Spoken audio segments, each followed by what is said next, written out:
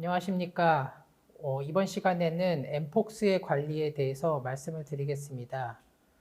지난 시간에 이어서 최근에 국내 환자 발생에 따라서 임상 특성에 대한 데이터가 쌓였고, 또 최근에 그 위기경보 단계 등급 하향에 따라서 앞으로 환자 진료와 치료를 담당하시는 여러 선생님들께 도움이 되고자 본 영상을 제작을 하였습니다.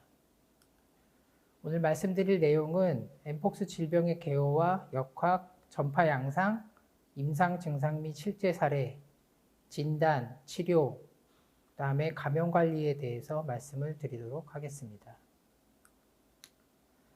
엠폭스는 원숭이 두창 바이러스에 의해 감염되어 나타나는 질환입니다.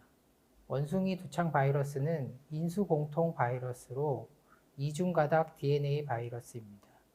DNA 바이러스의 의미는 변이 가능성이 낮다는 것입니다. 2022년 11월 28일 WHO는 엠폭스를 원숭이 두창 바이러스 감염의 공식 질병명으로 채택하였습니다. 이에 국내에서도 원숭이 두창 바이러스 감염 대신 엠폭스 감염으로 변경하였습니다. 엠폭스 감염은 두창과 유사한 피부 병변이 발생되는 것이 특징입니다. 다만 두창보다 사망률이 낮아서 현재까지 약 1% 이하의 사망률을 나타난 것으로 알려져 있습니다. 역학적 특징에 대해서 말씀을 드리겠습니다.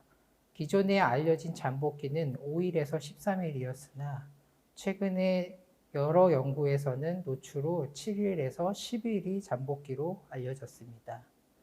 병원소는 감염된 야생동물, 원숭이, 다람쥐, 감비아 자이언트 쥐 등이 병원소입니다. 1950년대에 원숭이 감염이 처음 발견되었고 1970년대 인체 감염이 처음 확인되었습니다. 이후 중서부 아프리카 농촌 열대우림 지역에서 풍토병으로 지속적으로 발생을 하였습니다. 주요 발생 국가는 DR 콩고나 나이지리아였습니다. 그간 아프리카 내에서 주로 발생하였고 아프리카 외 지역에서는 일부 여행객들을 통해서 발생을 하였습니다. 이러한 상황은 2022년 5월 이후에 바뀌었는데요. 유럽 및 미국 등의 non-endemic area에서 여행력이 없는 엠폭스 환자가 발생하기 시작하였습니다. 이는 동물 간 접촉 혹은 해당 국가를 방문하지 않은 사람들 간의 밀접 접촉에 의해서 확산이 됐습니다. 유전자 분석을 통해 발생한 환자의 바이러스는 콩고 주변에서 발생하던 클레이드 1과 서아프리카에서 발생하던 클레이드 2 외에 클레이드 3의 B1에서 발생하여서 현재까지 지속되고 있습니다. 보시면은 아메리카 지역, 북아메리카와 남아메리카 그리고 유럽을 중심으로 2022년 8월에 크게 유행을 하였습니다. 이는 오미크론 이후에 감염병 발생이 줄어들 것이라는 예상이 발생하던 시기에 유행하던 것이어서 큰 우려를 낳았습니다. 하지만 유행은 잦아들어서 현재는 안정적으로 유지가 되고 있는데요. 최근에는 중국과 동남아시아 지방을 중심으로 환자들이 발생을 하고 있습니다. 그럼에도 불구하고 현재까지 총 89,500명의 환자가 발생하였고 그중 156명이 사망하였습니다. 엠폭스 환자가 발생한 국가는 총 114개국입니다. 국내 상황을 보시겠습니다. 국내는 9월 7일 기준으로 총 141명의 환자가 발생하였습니다. 이 중 해외 유입은 11명이고 나머지는 모두 국내에서 감염이 일어났습니다. 접촉 경로로는 성접촉이 130건으로 가장 많았고 의료진의 노출에 의한 감염도 한 건이 있었습니다.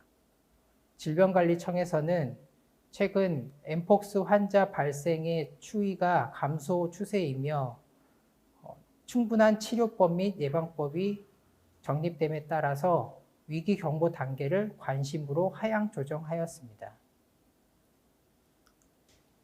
전파 경로에 대해서 말씀을 드리겠습니다. 엠폭스는 인수 공통 감염병입니다. 주로 동물에서 사람으로 감염이 되다가 최근 유행은 사람 간 전파가 발생을 하였습니다. 이러한 동물에서 사람 간 전파 혹은 사람에서 사람 간 전파 외에도 바이러스에 오염된 환경을 통해서 사람으로 전파가 가능합니다. 하지만 사람 간 전파가 이번 유행 엠폭스 감염의 주된 경로로서 감염된 병변의 직접 접촉을 통해 발생합니다. 이러한 밀접한 접촉 발생 상황은 주로 성관계, 키스, 껴안기 등의 엠폭스로 인한 피부 병변이 환자의 병변과 직접 접촉이 발생하였을 때 이루어집니다. 그 외에 사람 간 전파에 가능한 추가 경로로는 비말 및 공기가 가능할 수 있는데요. 비말은 실험실적으로 밝혀졌지만 실제 환자의 케이스로는 밝혀지지 않았습니다. 또한 매개물을 통한 감염도 이론적으로 가능하다고 알려져 있습니다. 태반을 통한 전파인 수직 감염의 경우에는 케이스 리포트가 있어서 수직 감염도 가능한 것이 알려져 있습니다. 바이럴 쉐딩에 대해서 말씀을 드리겠습니다. 바이럴 쉐딩이 일어나는 것은 피부 병변이 발생했을 때부터 가피 탈락 및 산피세포 재생 시까지로 알려져 있습니다. 다른 부위보다 피부의 바이럴 로드가 높은 것으로 알려져 있고요. 메디안 타임을 쟀을 때 스킨이 25일로 가장 길었고 그 다음에 오로파링스, 렉툼, 시멘 등에서도 바이러스 쉐딩이 관찰이 되었습니다. 90% 이상이 40일 이내에 바이럴 클리어런스가 발생을 합니다. 다만 여기서 말씀드린 바이럴 쉐딩은 라이브 바이러스가 아니고 PCR이 양성인 경우를 의미하는 것으로 PCR 양성과 감염력은 상관관계가 반드시 일치하지는 않습니다. 임상 증상에 대해서 말씀을 드리겠습니다. 증상 기간은 대체로 2주에서 4주간이고 증상은 자연 소실되는 질환입니다. 다만 소아, 임산부, 면역 저하자는 중증 진행 가능성이 있습니다. 발열, 두통, 근육통, 기력 저하, 림프절 종대, 피부 발진이 나타난다고 알려져 있습니다. 특히 피부 발진이 매우 중요한데요. 이 피부 발진은 발열 발생 1에서 3일 후에 발생하는 것으로 알려져 있습니다. 이 피부 병변은 처음에 마큘라한 리전에서 파퓰라한 리전으로 변화가 있고 이후에 베시큘라, 그 다음에 푸스툴라 리전으로 변화하고 마지막에 스캡 리전으로 변화하면서 회복이 되는 것이 특징입니다. 보시는 사진은 국립중앙의료원에서 실제 입원한 환자의 사진입니다. 보시면은 처음에는 마큘라한 리전이 관찰이 됩니다. 이 마큘라한 리전은 점점 파퓰라한 리전이 되면서 중심부가 베스큘라한 리전이 관찰이 되게 됩니다. 보시는 사진은 대부분의 엠폭스 환자한테서 나타나는 전형적인 스킨 리전이라고 볼 수 있는데요. 대부분의 환자가 이런 베스큘라한 리전이 나타나고 일부는 푸스툴라한 리전으로 변화가 일어납니다. 이런 베시큘 혹은 푸스툴의 리전이 엠폭스 환자 스킨 리전의 굉장히 특별한 병변이라고 볼 수 있습니다. 이후 이러한 병변은 상처가 터지면서 딱지가 않게 됩니다. 보시는 바와 같이 상처 부위에 딱지가 않게 되고 딱지는 검게 변하면서 나중에 이 딱지가 새로운 상피세포가 나오면서 떨어지게 됩니다. 이런 경과를 대부분의 환자가 나타내면서 회복되게 됩니다. 보시는 사진은 최근에 엠폭스 환자를 진료하는 의료기관에서 의료진이 환자의 병변을 채취하던 도중에 채취하던 주사 바늘에 손가락이 찔리면서 감염된 사례를 리포트한 것입니다. 감염된 병변의 변화를 시리얼하게 아주 잘 관찰할 수 있는데요. 보시는 바와 같이 파퓰라한 리전에서 베시클이 형성이 되고 이 베시클이 푸스툴이 형성이 되면서 검은색의 스캡이 형성되는 것을 관찰을 할 수 있습니다. 이 딱지가 떨어져 나가면서 회복이 되었습니다.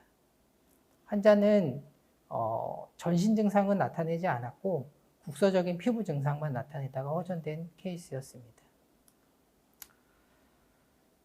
보시는 자료는 아직 논문으로 게재된 자료는 아닙니다. 엠폭스 환자를 주로 진료를 시행한 국립중앙의료원과 서울의료원, 분당 서울대병원, 그리고 서울대학교 병원에서 1년간 60명의 환자를 후향적으로 분석을 해서 국내 엠폭스 환자의 특징을 알아봤는데요. 보시는 바와 같이 환자의 평균 연령은 32세 정도였고 97%가 남성이었습니다. 이 중에 호모섹슈얼인 환자가 85%가량으로 대다수를 차지를 했고요. HIV 감염도 42% 정도로 매우 높게 나타났습니다. 동반질환으로 성매개 감염병을 좀 주의해서 볼 수 있는데요. 24%에서 성매개 감염병이 동반이 돼서 많은 환자가 HIV 혹은 성매개 감염병이 동반되어 있다는 것을 확인할 수 있었습니다. 또한 추정되는 감염 경로도 대부분 성접촉을 통해서 감염이 된 것을 확인을 할 수가 있었습니다. 증상의 특징을 보시면은 피부 증상은 앞서 사진에서 보신 대로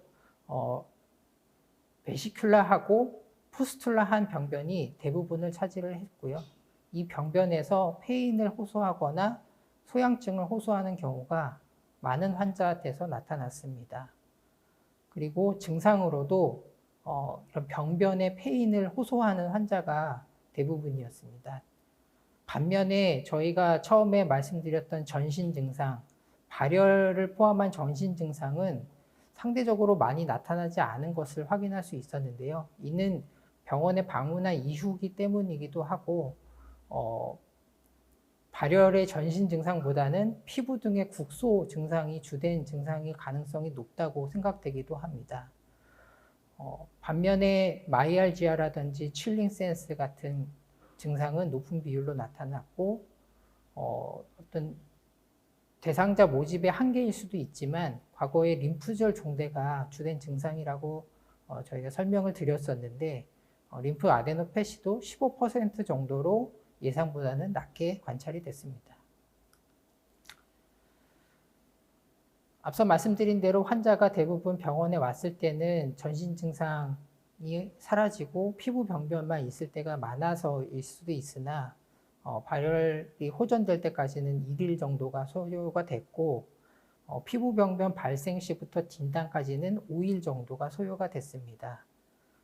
대부분의 환자의 입원 기간은 10일 정도 나타났습니다. 8일에서 10일 정도였고 피부 병변이 모두 사라지는데도 10일 정도가 소요가 되었습니다. 이렇게 국내 환자 특성에 대해서 간단하게 설명을 드렸고요. 진단에 대해서 말씀을 드리겠습니다. 검사명은 원숭이 두창 유전자 검출 검사로 리얼타임 PCR입니다. 혈액 또는 피부 병변 조직 등을 의뢰를 해서 검사를 나가는데요. 앞서 말씀드렸다시피 혈액이나 오로파링제얼 검체보다는 피부 병변에 대한 검체가 주요할 것으로 생각이 됩니다. 검체 시험 의뢰서를 첨부를 해서 검사 의뢰 전에 의심 환자 발생 신고를 하고 보건소를 통해 이송해서 결과는 유선 혹은 공문을 통해서 제공을 합니다. 항체 검사는 별도로 시행을 하지 않습니다. 보시는 바와 같이 발열기에는 나조파링지알, 오로파링지알 스왑을 시행을 하는데요. 대부분의 환자가 방문했을 때는 이런 피부 병변으로 방문을 하는 경우가 대부분이기 때문에 피부 병변에 대한 검체를 채취를 하는 것이 주요하겠습니다. 보시는 바와 같이 오로파링지알, 나조파링지알 스왑은 코로나19의 검사 방법과 동일하다고 보시면 되겠습니다.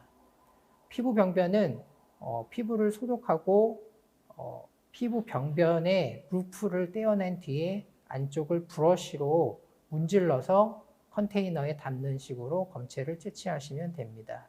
앞서 말씀드린 대로 환자 병변의 체액이나 가피의 바이럴 로드가 높기 때문에 이 병변을 채취해서 검사를 보내주시면 되겠습니다. 크러스트의 경우에도 크러스트를 블레이드로 떼내서 컨테이너에 담아서 검사를 보내주시면 됩니다. 원숭이 두창과 감별이 필요한 질환은 헤르페스나 시필리스 혹은 말라리아나 글렐료마 같은 질환들이 기존의 원숭이 두창과 감별이 필요한 질환으로 알려졌습니다. 또한 초기에 대한 감염학회를 통해서 배포된 자료에 의하면은 원숭이 두창의 감별 진단으로 수두, 대상포진, 단순포진, 홍역 등을 제시를 했는데요. 실제 환자의 발생 병변이나 혹은 임상 증상의 특성 등을 분석하였을 때 많은 질환들의 환자가 방문하였을 때 감별이 가능한 것으로 보입니다. 예를 들어 홍역은 수포가 발생하지 않으므로 감별을 할 수가 있고, 단순 포진이나 대상 포진은 병변의 분포 등을 고려했을 때, 그리고 농포가 많이 발생하지 않는 것으로 감별을 할 수 있습니다. 수두 역시 수포가 주로 발생하나 농포 등은 발생하지 않는다는 것을 통해서 어느 정도는 감별이 될 것으로 보고 있습니다. 치료에 대해서 말씀을 드리겠습니다. 치료는 대증치료로 자연스럽게 회복이 됩니다. 피부 병변의 통증을 조절하거나 2차 감염 등을 막기 위해 소독 등을 하는 것이 필요하고요. 필요한 경우에는 프록타이티스를 확인하기 위해 내시경을 시행해 볼 수 있겠습니다. 치료제는 원숭이 엠폭스 사람 감염에 대해서 효과가 증명된 치료약제는 없습니다만 테코비리마트를 많은 입원 환자한테서 사용을 하였습니다. 테코비리마트나 시도포비오 모두 항바이러스제로 초기에 바이럴 로드를 낮추는 효과가 있는데요. 실제 투여를 해보면은 환자 임상 경과를 극적으로 개선한다기보다는 초기에 바이럴 로드를 낮춰서 중증 진행을 예방하는 효과가 있다. 이렇게 말씀드릴 수 있겠습니다. 테코비리마트나 시도포비오에 대한 투여는 진료를 담당하는 의사가 중증 환자, 합병증 발생, 중증 유행 진행 고위험 등을 판단하여 투여를 결정할 수 있겠습니다. 테코비리마트의 알려진 부작용으로는 두통, 메스꺼움, 복통, 구토 등이 있고 이 중에 두통이 가장 흔합니다.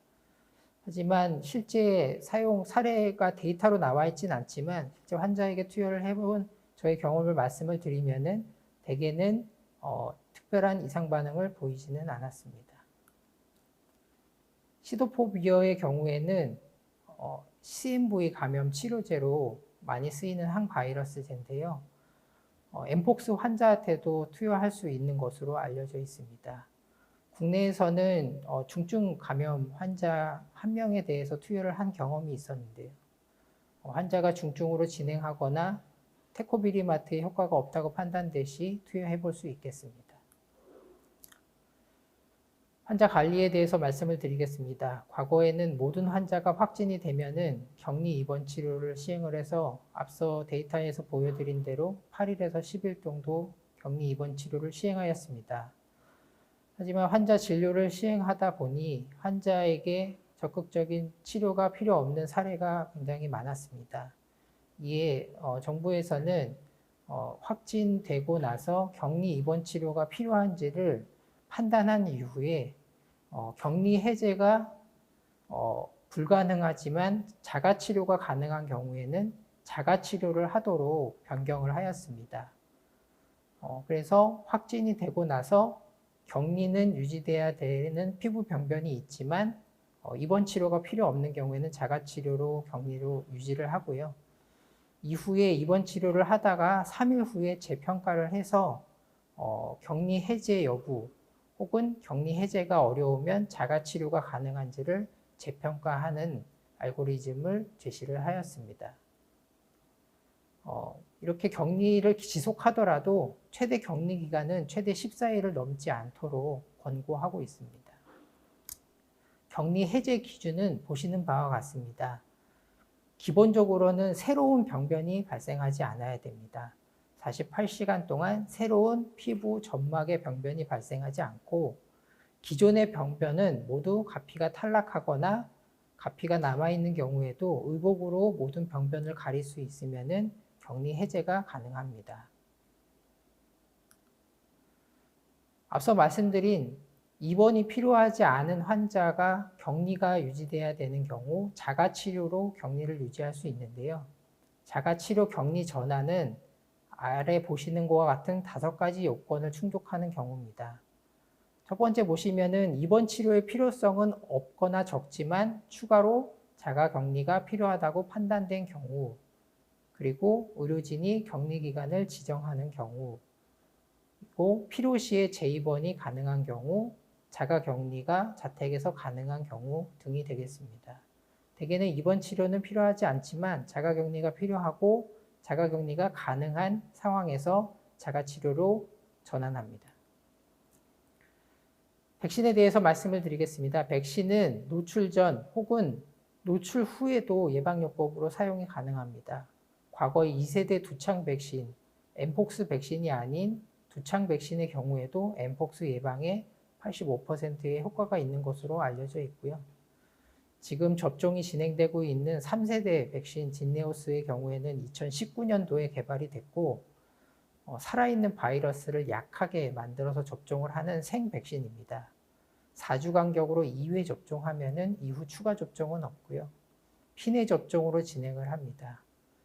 과거에 두창 백신을 접종한 2세대 이하의 두창 백신을 접종한 환자의 경우에는 1회만 접종을 해도 되는 것으로 알려져 있고요.